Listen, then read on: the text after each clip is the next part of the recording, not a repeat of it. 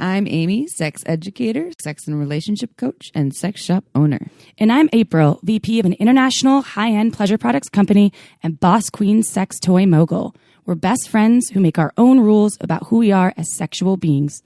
With everything from how to be a badass in the bedroom to top tips for bringing your relationship to the next level, we have something just for you. So sit back, relax, and enjoy the show. Don't forget to head on over to our website at shamelesssex.com for more.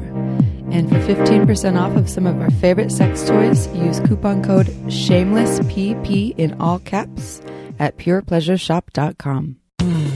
You are listening to a pleasure podcast. For more from our sex podcast collective, visit pleasurepodcasts.com. Well, hello, everyone. Happy Movember, everybody. Happy Movember. Is it a happy time? I think so. It's Prostate Awareness Month, and we are running a campaign, also known as a contest. Yes, where you can win some things. Starting next week. So it starts November 12th, which is next week. And you want to listen to that podcast that will give you instructions on how to win all kinds of awesome prizes, hundreds of dollars worth of sex toys. And it also involves our Instagram. So you'll want to be following Shameless Sex Podcast on Instagram as well. It's really easy to enter. It'll probably take you 3 minutes to enter, but you do need to listen to the next week's podcast. And it's only a week long. It's not a full month. So please do, if you want to get a chance to win these amazing products, please do go to our Instagram, and IG. join on. And we just finished our photo shoot with Tadam, so we're posting some beautiful photos of us. Tadam? Is that how you say it? Tadam. I don't know. It's not Tatum. I like Tadam. Damn. But I don't know. Maybe it is Tatum. Yeah. They do some beautiful photos. We did a kind of a boudoir photo shoot / a photo shoot for us together and also separately. And the photos are so beautiful. Go to our Shameless Sex Podcast and you can see and we'll continue to post sexy more. Lingerie. Yeah. They made it so comfortable and sexy, and they really know how to help people work with the camera, because that is so hard for me. That is the scariest thing ever. And they made it so awesome. They're a couple, and they are really good at what they do. Can we just take a moment of silence for Legends Testicle? Oh yeah, which is funny because It's we're gone. doing this podcast. It's on erectile dysfunction, and your dog just got its testicle removed, and it's here, has stitches on its genitals, and he's sad. He's in a onesie. Yeah, he's in a 3 to 6 month. 3 to 6 month old. I almost said year old.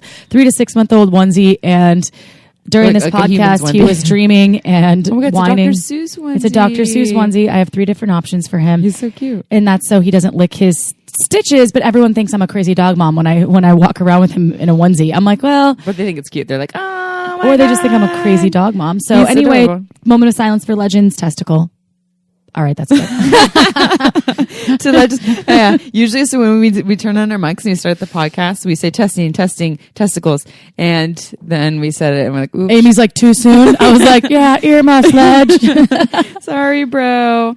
So this podcast, we're excited about every podcast, but this one's extra exciting because we have been told we say this on the podcast, there have been requests for us to do more penis-centric topics that aren't about like how to please vulvas, more about penises and how their experience in sexuality. And so this is specifically on erectile dysfunction. I know, not the shiniest of topics, but as he says this is a Dr.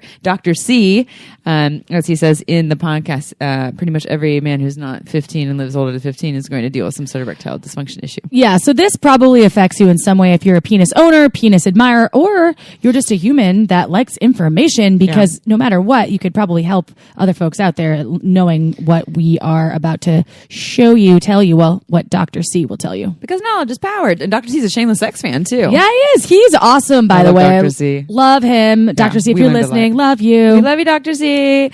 Okay, we'll Dr. Cock. Is that what it could be short for? Ooh, I love it. He's probably heard that before. Yeah, he probably has. He's like, no, my first time, girls. Okay, let's do a sex question.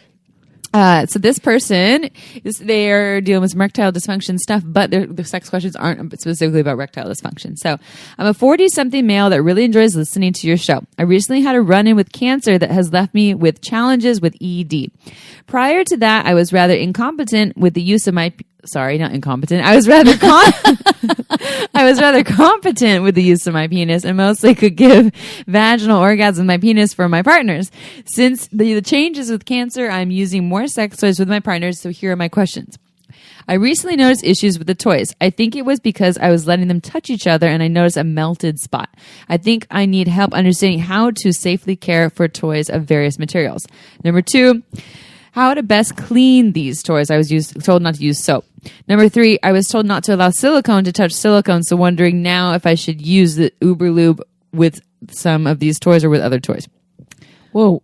Lots of questions that are all really good questions. Yes. And you can go first. Well, yes. So for the person listening, we chose this question because this whole podcast is going to be about erectile dysfunctions. There's much more for this person to listen to here. But in terms of the toys, so our understanding is yes, it's specifically. So silicone toys, you put 2 silicone toys together. One, you don't know the different levels of silicone. So you could put 2 silicone toys in a bag and come back 3 weeks later and they can be melted to each other a little bit. Usually if it's the same grade levels of silicone. So I put a Fun Factory silicone with another Fun Factory silicone, you're not going to see that happen. Right. Same with Hot Octopus products. Yes. High grade silicone. But if you mix it with some other silicone toy that you don't know the quality of it, and it takes a while. It doesn't just happen like 2 hours of them touching. It takes some time, yeah. But they can, what it does is the molecules, the right word, they bind to each other. Silicone on silicone can bind to each other and it can create almost this like melty thing. And then you can even have a toy that's not silicone with some I think TPR and other materials like that are more like this softer sex toy materials. Yeah. Same thing can happen there too. So it's a very strange reaction, chemical reaction. It looks like a weird science project. It's funny. I have a whole sex toy drawer next to my bed and I've never had that problem, but I only buy really nice products or have because I was always afraid of what those products were doing inside of my body if they're slowly like morphing to each other. So I've always been really particular. Like if anytime you buy a sex toy from the store and you take it out of the box and it has a smell, it probably isn't medical grade silicone, 100% medical grade silicone. And that's what you really want. It shouldn't have a smell. It should not. Silicone does not smell. No. It's a totally scentless, odorless product. So, but if you find something that says silicone but has a smell, because some companies will still do that because they're not regulated by the FDA, right? So they'll use fillers. They can do whatever they want. They can say it's silicone and it only has to have a certain percentage of it, and they can still be a blend with some other things. And then you deal with this thing that you put in your body that does put the toxicity of whatever that material is into your body, into your bloodstream. I guess penis owning individuals maybe less so, but vulva owning with prostates toys, if it's internal, anally too. So that's probably what this person already kind of knew, that the melted spot. They think it's that it's that putting the 2 materials together. So my advice would be, don't let your toys hang out next to each other, in a toy bag, unless you know that they're the exact same brand with the exact same quality of silicone. Or if you do, they can touch each other for a couple hours, but don't let them hang out there for days or weeks. I would for sure wash all of your toys after each use as well. And as far as not being able to wash your toy with soap, that's probably because it's more porous material. As part of the question stated, with medical grade silicone, you can wash with soap and water and it's totally fine. You just have to verify where you're buying the product if it's 100% medical grade silicone. Mm-hmm. And I would go with a reputable company like a Fun Factory, like a Hot Octopus, Crave, like those companies. Vibratex makes good products. Yeah, WeVibe. Yeah. Those companies are really working hard to bring you the best possible products. And you can just use soap and water. Now, when it's a more porous product and you aren't able to use soap, that sounds really bizarre to me. And I've never had that as the case. You can always use toy cleaner, but I don't know if that toy would be affected by alcohol in toy cleaner. So that, I don't know. I would probably throw that toy in the garbage. And maybe there's different types of soap, right? Maybe you're not using an antibacterial soap with it, but you're using some other like more natural organic-y soap that is still cleaning something. And as far as I know, even with a porous toy, depending on the toy, if it can even get wet, you should still be able to use. That's what I'm saying. That sounds weird. The thing is because it's so a porous material would be like elastomer or like the rubber jelly ones, which we don't recommend because they smell and they're bad for your body. And TPR is some porousness to it. And what they do is they or porous mean they hold in whatever you put on it. So you put bacteria on it from your body, or it falls on the ground or something like that. It holds in the bacteria. But you put like a rubbing alcohol or soap on it, it could hold in whatever chemicals are in that too. So maybe using something that is a little more body friendly. But like April said, you should be able to use soap with it, and depending on how waterproof it is, to be able to clean and care for it. And then the Uberlube question with other sex toys. I wouldn't recommend using silicone lube. Like Uberlube's super high grade, so it could affect your toys, especially if you're buying lower grade silicone toys. Yeah. You could use it with Fun Factory. I used to use Uberlube with Fun Factory all the time. You don't let it sit for 3 weeks, but I wash it every time. And with Hot Octopus products, I only have Uberlube in my drawers. Yeah. So if you are not buying products that you're sure that it's 100% medical grade silicone, and it says it's like some sort of silicone, then I would probably use a water-based lube. Yeah, and I would also say that from my understanding with the Uberlube, it takes, or actually with all silicone on silicone, whether silicone toy on silicone toy or silicone toy with silicone lube, it takes, as we said, a couple hours for there to be an issue. You said silicone like 5 times. That's a lot of silicone. Are we in Silicon Valley? Silicon Valley. But so if you're going to use Uberlube on your sex toy for a half an hour session, and then you wash it really, really efficiently after, you're probably going to be okay. We can't guarantee that because we don't know much about your sex toys, but it really takes more than a couple hours for it to affect your toy. You have to let it marinate like a steak on there. That's what I say. Don't marinate, do that. Don't let it marinate like you're cooking a steak. No marinating. Wash things right away, and then only use high quality toys that don't have a scent in your body, in and on your body, are a good way to go. And yeah, be careful with silicone on silicone, and then you should be all good to go. All right, everyone, bio time, and here we go with Dr. C, also known as Dr. John, also known as Dr. Carrozzella. Also known as Dr. Cock. Dr. Cock. Dr. Carrozzella practiced as an orthopedic surgeon for 5 years before switching his focus to the non-traditional medical specialties of hormone replacement, sexual health and dysfunction, and age management. He is an expert in hormone therapy, sexual dysfunction, and age management for both men and women. To learn more, visit hormoneandwellness.com. That's hormones, wellness.com. Are you ready to dive on in? I can't wait. My dick is so excited. Diaka. This podcast is made possible by Manscaped. Manscaped offers precision-engineered tools for you or your man's family jewels. Ever try going down on your man only to feel like you are spending more time pulling hair out of your teeth than focusing on the skin-on-skin contact? No, thank you. Enter Manscaped's electric trimmer, the Lawnmower 2.0, designed specifically for a man's below-the-belt grooming. I personally find grooming super sexy, and the Lawnmower 2.0 is fabulous at getting everything clean and pristine. Let's talk about sweaty balls. Yeah, sweaty balls happen, but that doesn't entice me to get my mouth close to your nuts.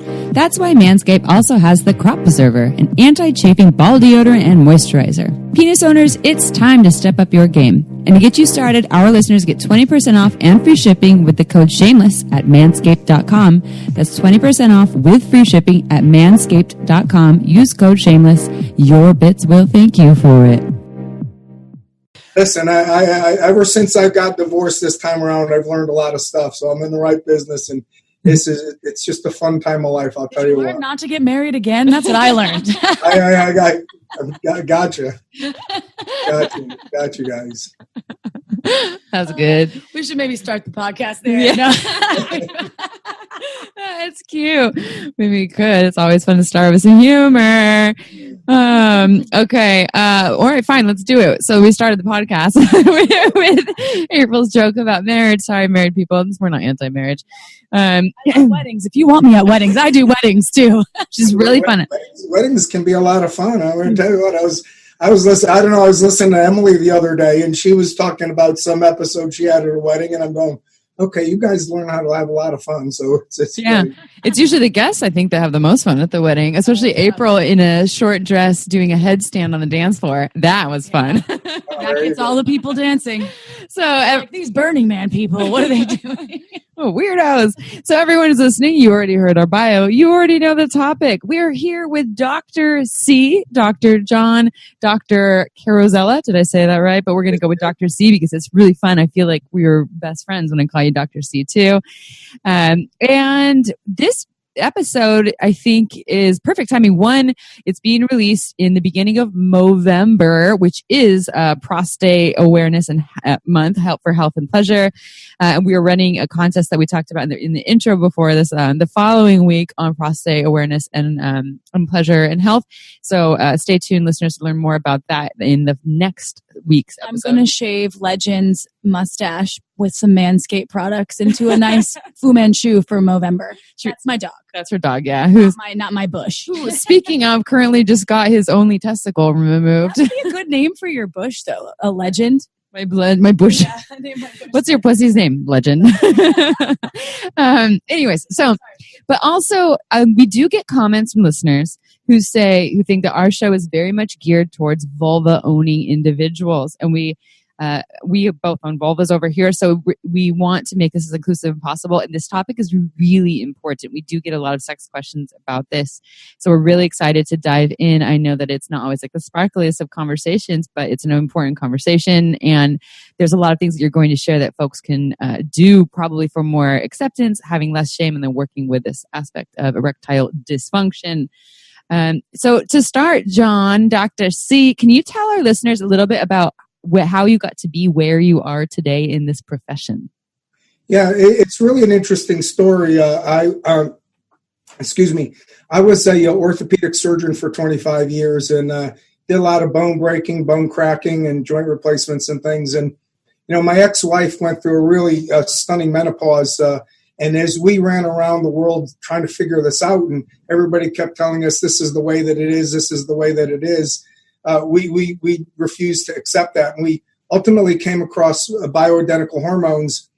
And I'm going to tell you what, it was absolutely life-changing. And I was getting really tired and burnt out on traditional medicine. And when I saw the dramatic change in her and then ultimately the dramatic change in other women, I said, this is something that I want to do, women and men. And I ultimately went back to school. I got a master's degree from the University of South Florida.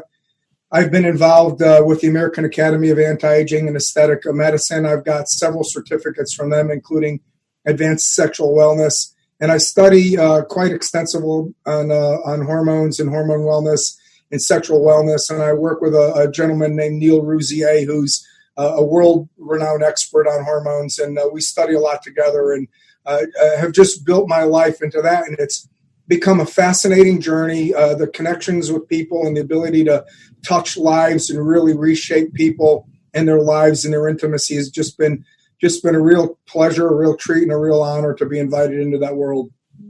Absolutely. And erectile, and I hate the term dysfunction, but for this sake, ED, we'll call it erectile dysfunction for this episode. It's more common than people think, and it's common in people of all ages, folks, penis owners of all ages, from lots of different reasons, right? I mean, this day and age, the stress that we undergo all the time, the cortisol levels are always spiked. But can you really tell our listeners actually how common ED is for penis owners, and maybe who it's primarily affecting? Yeah, it's remarkably more common than people tend to believe because, as you might expect, a lot of men measure their manliness or their virility based upon their ability to achieve, maintain, and utilize an erection until completion. And so it's very hard for men to admit it. But the reality is you can pretty much take your age, and that's about the percentage of erectile dysfunction that you're going to have. In fact, at some point or another, virtually every single man who walks on the face of the earth will have some degree of erectile dysfunction. And that's something as common as the guy that's used to going 2 or 3 or 4 or how many ever times a day, and all of a sudden he can't go that many times the next day, and either he or his partner start to get bent out of shape about it. And then there's some very simple things that can be done about those very minor cases. And then you get all the way up to the kind of guy that, say, has had prostate cancer and has had some kind of treatment that's rendered him his ability to have an erection really difficult. And, those guys have significant problems and significant challenges. And then there's just about everything in between. But I'd say about the most common cause of erectile dysfunction is just that normal age-related decline of testosterone, the age-related decline in nitric oxide, which is a very misunderstood, or not really misunderstood, but really not well-known element in terms of erectile dysfunction. And then things such as common as smoking and overeating and inflammatory diets, and all kind of different things cause erectile dysfunction. And so when you take the holistic approach that we take in this office toward it, you have to look at the basic physiology, you have to look at the whole person, and you have to do all kind of things. I'll never forget when I was about 42. Of course, I started to notice some changes at that age, and I walked into my family doctor's office and I said, hey, listen, I'm starting to have a little bit of problem in the erection department. And he looked at me and he says, oh, that's great. He says, he threw the blue pills on the table and he walked out of the room. And, at that time, my testosterone level was like 450, which I know now is just terrible. And I looked at him and I said, well, what's up with this? And the reality is that there's just so much more that can be done for erectile dysfunction, even to the point of getting away from the pills and doing other more natural things. So the point, to summarize the answer to your question, is it's extremely common. Almost every single man will experience it to some degree or another throughout his life. And it gets more and more prevalent as men get older. And it's just part of life. And I think one of the biggest pieces of advice I could give to guys right now is to just accept the fact that it's probably going to happen sometime. And I tell the guys it's like a cancer. It gets in your brain and then all of a sudden it gets worse. But accept the fact that it happens. Just go on with it. And then if it gets worse or a persistent problem, go see an expert who can help you and figure something else out. And diet is such a huge part. I said this on another podcast a couple of weeks ago. I don't know when it aired. I watched this movie, The Game Changer, and it's a very infant study. It's in its infancy still, but they're testing the amount of meat consumption on erections, and people that have a high diet with a lot of fatty meats, a lot of red meats versus a plant-based diet. They saw significant changes in the blood flow to their penises at night. Usually they were testing the erections during the night. It went up like 300% for some folks. And they need to do more studies on that because that's so interesting to me. Well, trust me, they are really looking into a lot of the things in terms of nutrition. And I'd say probably the two biggest things are inflammatory diets. That is, people who eat a lot of foods that are inflammatory. And that may vary from person to person. Like the biggest one that we talk about these days is gluten. Gluten can be extremely inflammatory. So if you're starting to experience just simple ED, get the gluten out of your life. And you might see something very, very different. And then the big one is sugar metabolism and insulin resistance and early diabetes and type 2 diabetes. And again, so you move on from gluten, you go into low grain, low carb nutritional programs. And when you start to do that, you start to see big changes in the way that people respond, because diabetes is the number one reason why guys start to get the severe types of ED. So when you look at the two things that people actually bring on to themselves, it's the way they eat their carbs and their sugars, and it's the way they put the cigarettes in their mouth that causes the biggest problems, because it affects the vascularity. It affects this thing called endothelium. So I like to say ED causes ED. Endothelial dysfunction causes erectile dysfunction. Mm-hmm. And so we laugh about it a little bit in the office. But when you poison that endothelium with either sugar toxicity, insulin resistance, or the byproducts of smoking, that endothelium doesn't produce the vasoactive substances that need to be produced in order to create a good erection any longer. It's interesting to think that we live in a society that has such a hard time with aging, yet it's everyone's going to do if you're going to live a long life. And there's this idea that body parts shouldn't kind of slow down, but they do. All of our body parts do. If I live to be 80, every part of my body is going to be 80 years old, even if I'm as youthful as I am inside. And so things just won't function the way they once did, but we were so attached to it. And I understand that, especially with the penis, we live in a very hard penis-centric culture, and so that is so difficult for people to accept. So you were saying you want to know what I'm telling you. You hit the nail right on the head. And one of the biggest pieces of advice that I give to my patients is, listen, you have to learn to be a little bit versatile. And I try to really encourage people, particularly older guys and women, not to focus on the penis, on the vulva, not to focus on intercourse.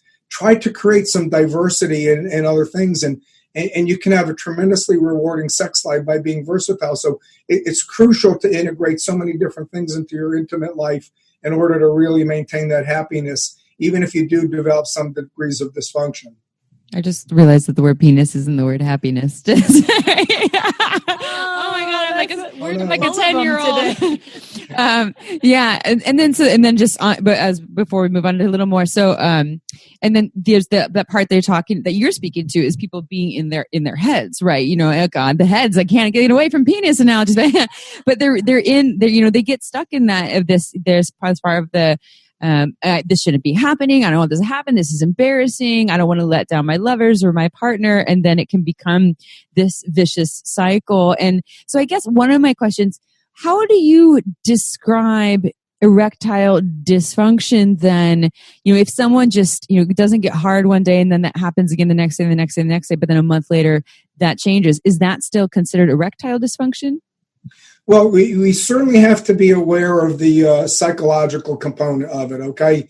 I mean, and that can be a big deal. But, the reality is there are a few guys that get so badly damaged by it that it becomes a psychological issue. And then, of course, somebody like me, I have to have my outlets in the people that I use to refer to that are the experts in being able to handle that. So, yes, that's important. That's important to recognize. But the reality is it's there and it's something that's real, but it's not as big a problem as it is. And once you kind of tell people it's okay, let's just work with it, and you start to show them some results and you start using some of the other techniques to get them better erectile function while you go along and then fix their physiology, then they're usually pretty good. And especially if they're in a good, stable relationship, then usually the partners are pretty helpful. So, yes, psychological side is important, but the physiological side tends to really still be predominant.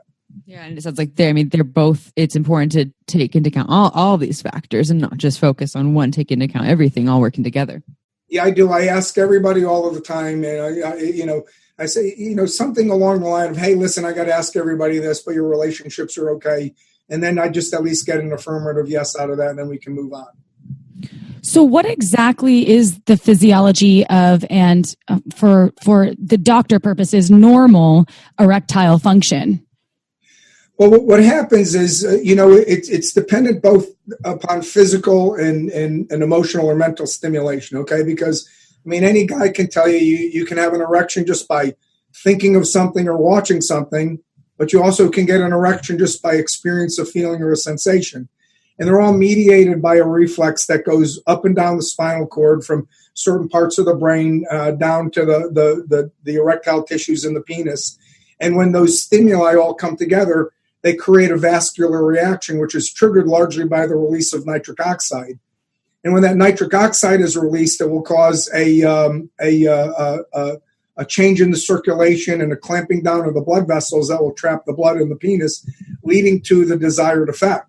And so it just is, it's a very complex thing. Even paraplegics can have erections from direct stimulation, even though they can't feel it. Okay.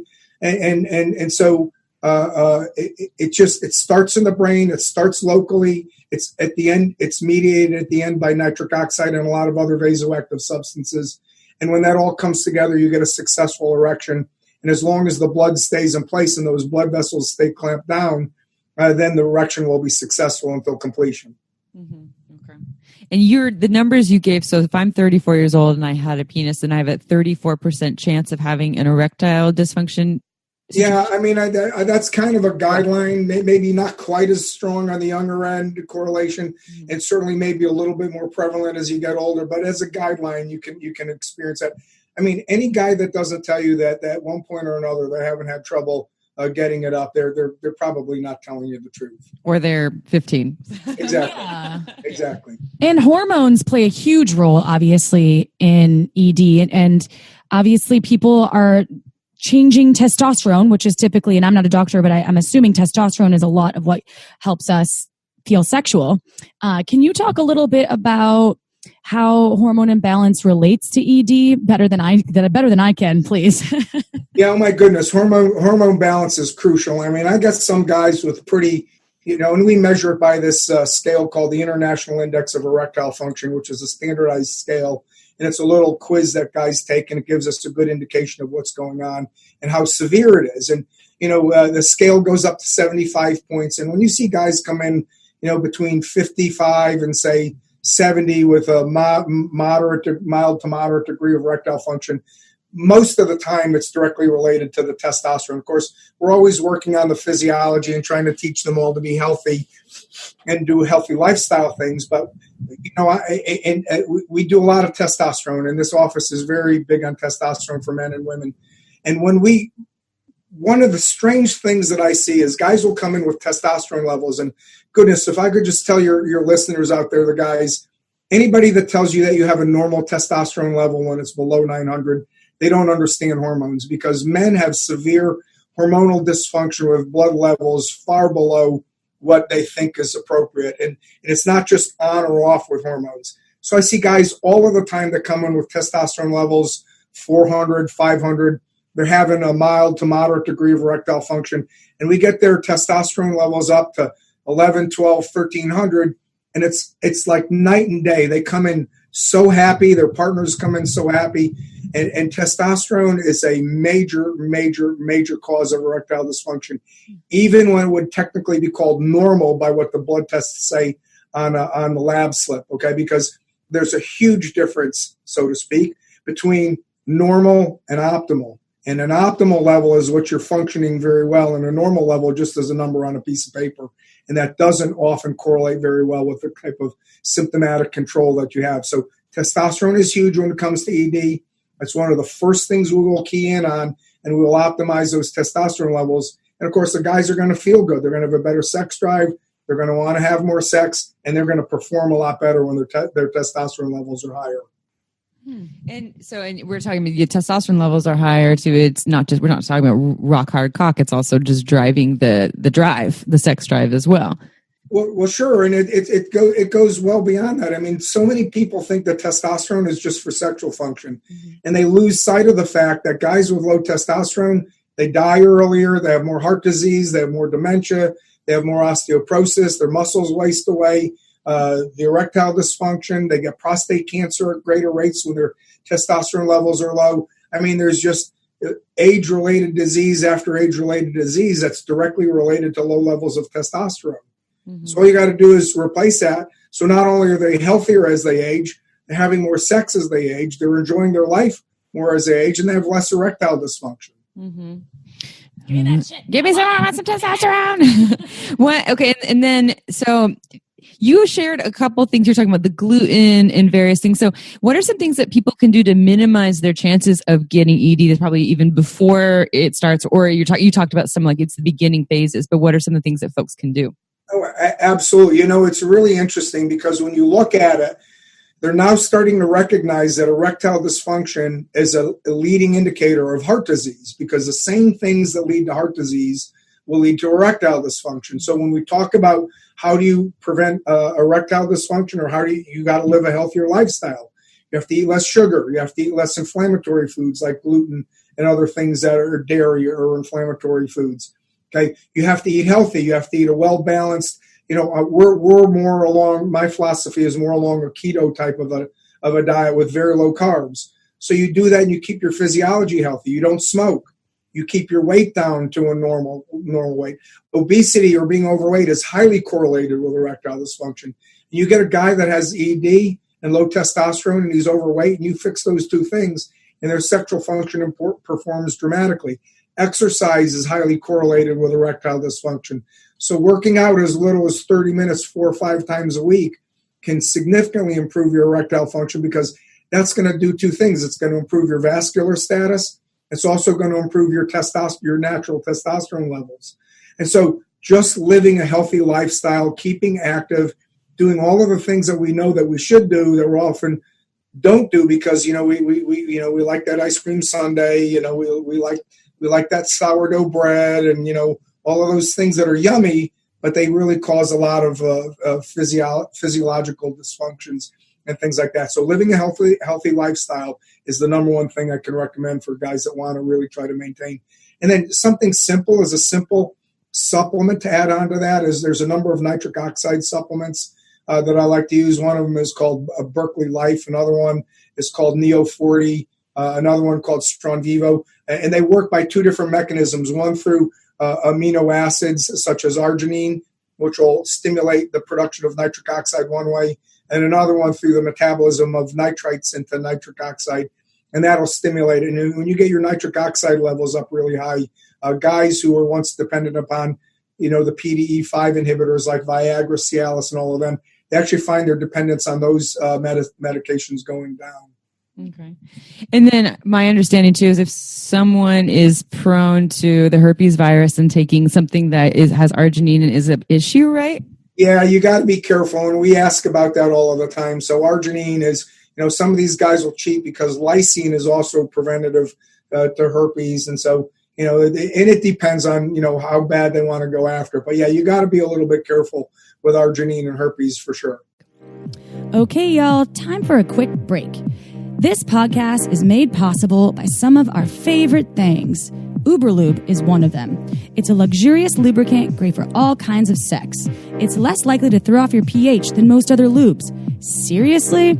There are hundreds of doctors who recommend Uberlube to their patients, whether they want to make their hot sex even hotter or for folks who are experiencing dryness. Amy, I know you love Uberlube too. What do you love? I love Uberlube because it has no flavor, no scent, and it feels absolutely amazing on my body.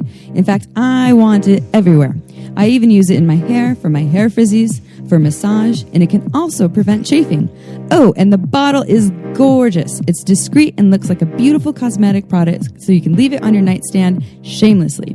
To learn why we think it's the best lube on the planet, go check out uberlube.com. Use coupon code SHAMELESSSEX and you get 10% off and free shipping. Again, that's uberlube.com, code SHAMELESSSEX and 10% off and free shipping. This podcast was also made possible by omgs.com. OMGS is a research-based online program that helps you add more sexy things to your menu. OMGS studied thousands of vulva owners to find out how they orgasm and then made tasteful and inspiring short videos to show you techniques on how to pleasure yourself or another vulva. Amy, tell us why you love OMGS. I've been recommending OMGS to my clients for years, and it has changed their lives. Whether you're already having good orgasms and want to have even better orgasms, or perhaps you want to explore more variety in your playtime, or even learn how to pleasure someone else's vulva, OMGS will have something for you. With 2 seasons, one all about internal and the other all about external techniques, it's better than any book or DVD that money can buy.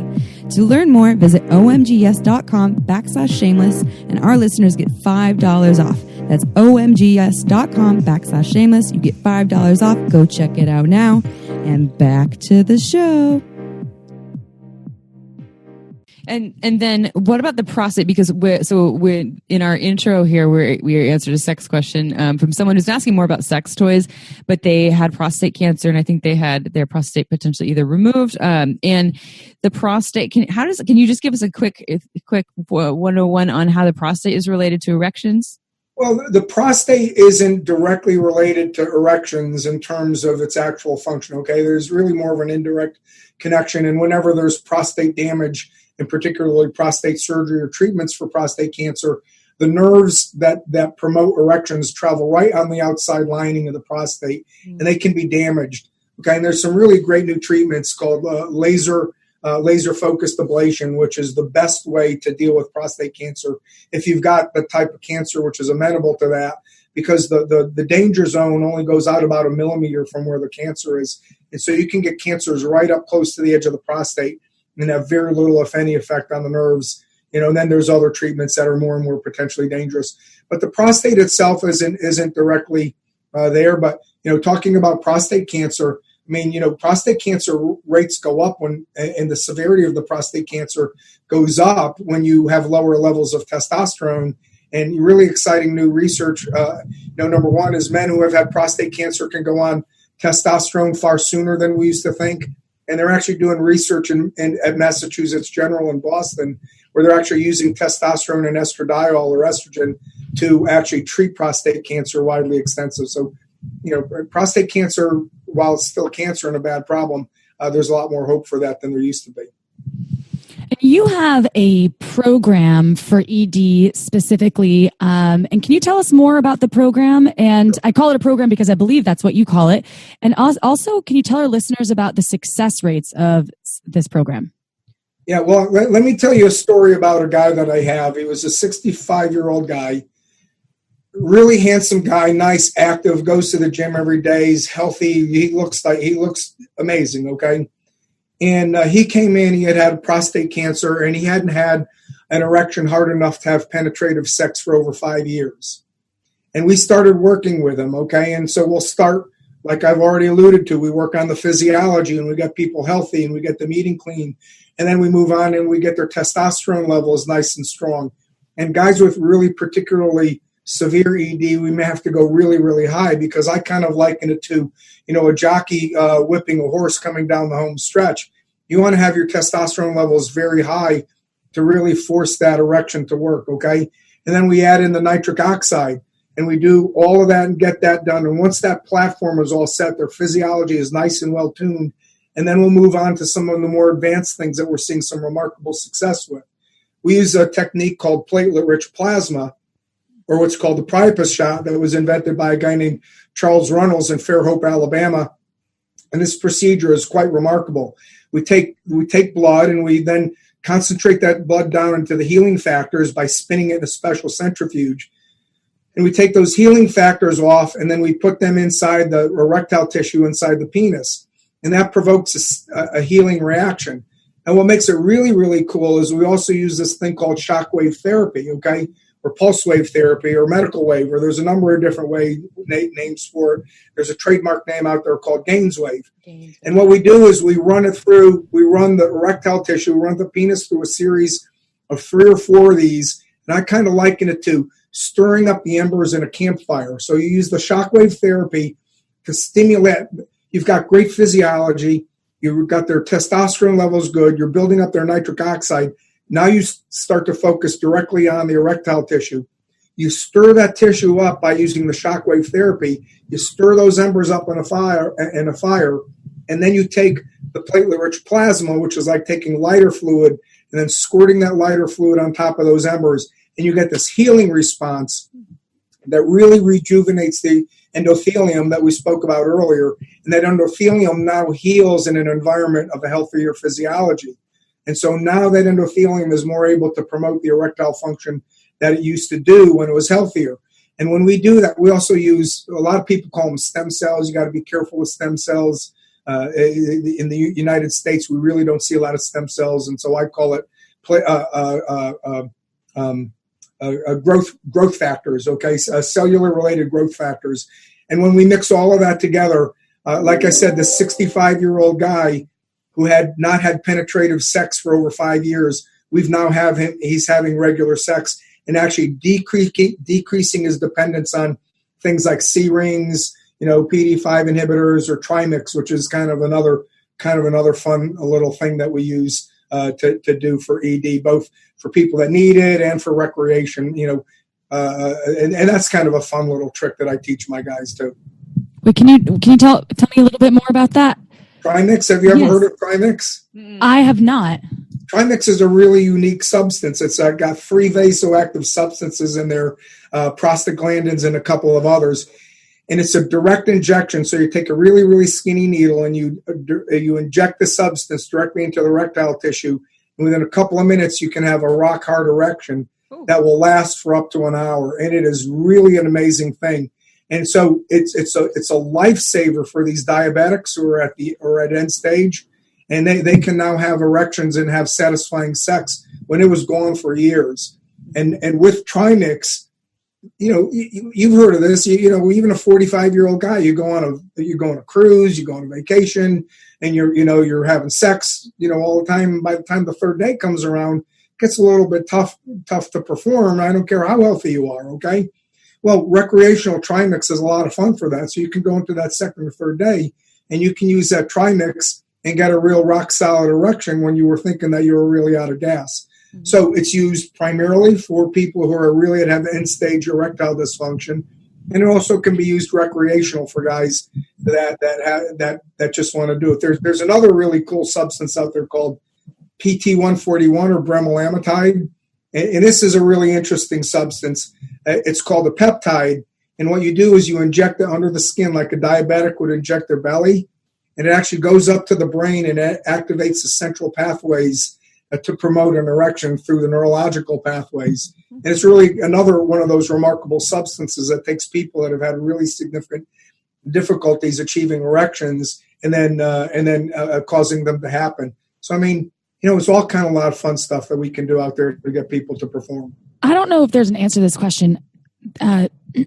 Erections and ejaculation, they're not necessarily hand in hand, right? Sometimes folks will get an erection and they'll have pleasure experiencing whatever, even if after this injection for an hour, they'll have an erection for an hour. Can they also orgasm? It just depends on the human. Yeah, yes. Let's take the patient with trimix, for example, okay? They can often ejaculate and still maintain that erection, so they don't immediately go down like most guys will. So that trimix actually keeps the penis hard for that, half an hour to an hour is kind of like the goal we're shooting for. We're trying to get the dose. But delayed ejaculation is a really, really big problem. It's most often mediated by medications that guys are taking. So taking a good history on their medications and trying to shift guys into different medicines, and blood pressure medicines are the most notorious. And listen, as a guy, if you ever, have that episode where you're going at it for 45 minutes and nothing happens, it can be very, very frustrating. But there's some new medicines coming out right now, and goodness gracious, I just saw one yesterday and was just reading the research on it, and it's fantastic. You take this and it will absolutely allow you to get an orgasm when you were blocked before. So it's a new medication. I just came across it yesterday. The research is very young, but it's out there in the urology. The series are small. I read three series on it yesterday, and I'm anxious to try myself to see if it makes any difference. So I got another tool, and there's a list of several things that can be done. So delayed ejaculation has an answer too. Yeah, your homework sounds really fun. I have to go try this thing and see when I can have my orgasm. So for your hey, listen, I got it's a lot of fun. I can actually go into a toy store and buy toys and actually put them on my expense account and have it be a legitimate expense. This is for research, everyone. I know most people. Can I make my sex toy? In the same boat. You get to do the same thing. How many people can write off sex toys as a business expense? You got to get in the sex toy industry or the sexual health industry. Everyone, it's a fun industry, as you can tell. We're not bored. So for your program, then, so people will come to. I would imagine you would test their hormone levels and assess all these things about their lifestyle and their relationships and their physiological aspects, and then you would figure out the next steps of what would pertain to particularly to that person. Yeah, absolutely. It's like any doctor's office. You come in, you sit down, and you talk to the doctor, and you come up with a game plan. And while I've got all of these things in my tool chest, not everybody needs them. I get some guys come in and they just need some testosterone. I mean, some guys come in and we got to start at the beginning and we got to work all the way through to the end. And then there's everything in between. Mm-hmm. And, it's a matter of mixing it up. I mean, why do you think there's four PDE5s out there like Viagra and Cialis and Stendra and Levitra? There's 4 of them out there because not everybody responds to everyone. And some people have problems with one and need to shift to another, okay? So part of the fun of this business, this medical practice that I have, is trying to solve these problems of things, these issues that are so important to people in their life. I mean, think about it. I mean, other than paying your bills and being comfortable and healthy within yourself, I mean, having an intimate relationship with a partner is one of the greatest joys of life. And to be able to fix that and help people with that is just, I mean, it's hard to tell people how much fun that is and how rewarding it is to see. I mean, I see women and men coming in here. I had a guy not too long ago, and he was having severe ED, and we got him treated, and we were actually using Trimix with him one day, and he hadn't had an erection in years, and he stood there when we induced him the first time in the office, and he had a big erection, and he started to cry. Aww. I mean, it was. Can you imagine a 55-year-old guy standing there in a room with two other guys, looking to see that he's getting an erection, and it goes up and he starts to cry. Yeah. I mean, it's an incredible thing to experience. It really is. Mm-hmm. That's how I felt when I got my sex drive back this year. I was like, oh my God, it's back. I want to jump on a mountain and tell everyone. I'm sure that guy did. He was like, look at my erection. What is that? So the success rate, I don't know if you comment on that too. I'm sure it sounds like you probably have a really high success rate in working with people. Can you share a little more about that? We can improve almost everybody. Now, I got a guy that came over to me from London, okay? And so he was here, and he really, really bad diabetic, okay? And we did everything on him that we possibly could, and we did it twice, and we didn't get much success with him. But, I mean, he was a smoker, he was overweight, he was a severe diabetic. So the success rates are highly related to how severe the underlying physiology is. And the better your physiology is, the higher of a success rate we're going to have. The younger you are, the higher the success rate we are. I can move the needle on most everybody, and I can get at least one grade going from medium to from moderate to mild, from mild to none, from severe to moderate. I can move the needle at least one grade in almost everybody that I treat. In the grand slams, sometimes I can really see some spectacular things.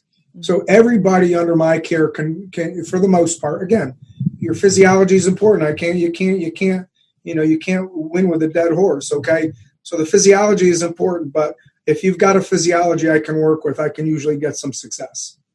And are there times where it can be linked if it's not, if it's their diet's great and it looks like their T levels are okay? Are there psychological effects too that people might need to seek treatment outside of just hormone replacement that you would recommend as well? Because I'm sure folks have trauma or they're experiencing maybe something that happened that they're triggered by, and the erections are more problematic for them because of these things. Yeah, no, certainly. I mean, all kind of traumas are going to have an effect. Okay. I mean, relationship issues are probably the number one psychological reason why guys have erectile dysfunction. And I mean, when you really probe them, they come in with their wife and the wife is complaining, and then, you get him alone and he goes, well, and usually this happens just when I'm home, and when I'm with my girlfriend, it's no problem. I mean, that's a problem. I mean, you got to go, okay, well, you either got to get marriage counseling and get back together, or decide that that's not the person for you and move on. So it stems to that. I mean, sexual trauma, guys are, as prone to sexual trauma and sexual performance issues related to prior sexual trauma as women are. Maybe not as profoundly, but I mean, there certainly are enough stories of guys, young boys being traumatized sexually, and that will come out sideways in so many different ways. And, then they're just guys that have secure, what am I looking for? Self-image issues, and those get manifest by sexual performance problems. So yeah, psychological issues, they run the whole range, and then they need to be dealt with. And again, that's not an area of my expertise, but I'm fortunate to have a couple of good sexual health counselors in Orlando. And a funny story I can tell you guys sometime offline about a sexual health counselor that I used to know. But it was intimately. What? Well, we can talk about that one offline. Dr. C, I really love it, Dr. C. Oh, wow. I really don't want this interview to ever end because Dr. C. I know you're great and you're so full of really amazing knowledge that I think folks out there that are listening are going to value and appreciate. Can you tell people how to find you and how to work with you as well? Sure. I'm located in Orlando, and my office is called the Florida Center for Hormones and Wellness. And we're actually in one of the most beautiful places in the world. I'm about 2 miles from Universal, and I'm about 5 miles from Disney, and I'm on what's called Restaurant Row. And my office is right upstairs from a beautiful restaurant called Moonfish. And my website is www.hormonesandwellness.com. It's a beautiful website. I can't believe I got that, but I do. So it's real easy to find me. Come enjoy the beautiful weather here and get your erectile dysfunction fixed. I have to see everybody once, but I do a lot of distance consultations. They better have gluten-free options at that menu, at that restaurant's menu. We have a lot of gluten-free around here. Yes, ma'am. And just to add this, you said in the beginning you work with all people. You don't only work with penis owning individuals and erectile dysfunction. You work with all kinds of folks for hormone reasons. Right? I do. I have a very rich practice in women. I'd say probably my practice is about 60% women, 40% men, and I do a lot of sexual dysfunction in women. I do the OSHA, I do radio frequency, vaginal rejuvenation for women, and I do, I run the whole realm of hormones, wellness, cholesterol, sugar metabolism, sexual wellness for women and for men. Are you familiar with Susan Bratton? Do you know Susan? No, I'm not, but You need to know her.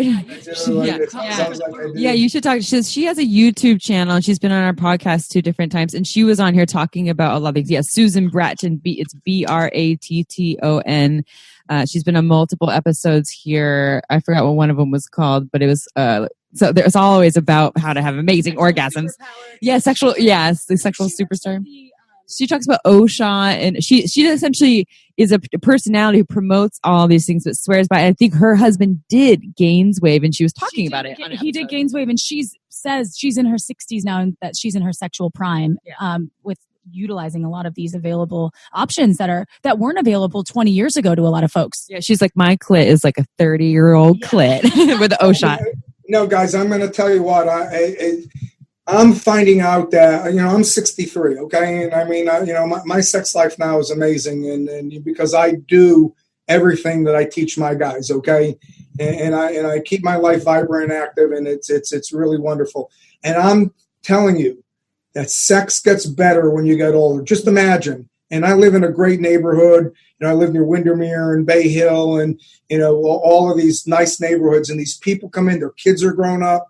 They've got a couple of dollars in their bank, and now is a time to reconnect. And it used to be you got to be 55 and you're done sexually, okay? And you just went on world cruises, okay?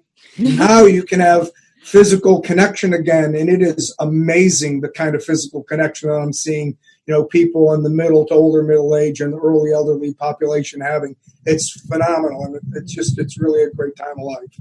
So there's sexuality for all, and that's such a great mission, and I am really thankful for the work that you're doing. I say that with just like, you seem so happy, and I can tell that you're having a great sex life and that you're applying all of your knowledge at home. So get it, Dr. C. Yeah, Dr. C. Thank you so much for spending a little bit of your afternoon with us and sharing everything with our listeners. And we hope to have you back again. Or if we're in Orlando, we'll come and maybe go see Mickey Mouse. Absolutely. If you're ever here, give me a call, and I'll be happy to take you around a little bit and show you some. I'll give you my number, Dr. C. You got it, babe. All right, y'all. I hope you enjoyed this episode of Shameless Sex. Thank you for being part of the Shameless Sex Revolution. We'll see you next Tuesday, y'all. Ciao for meow. Don't forget to head on over to our website at shamelesssex.com for more. And for 15% off of some of our favorite sex toys, use coupon code SHAMELESSPP in all caps at purepleasureshop.com.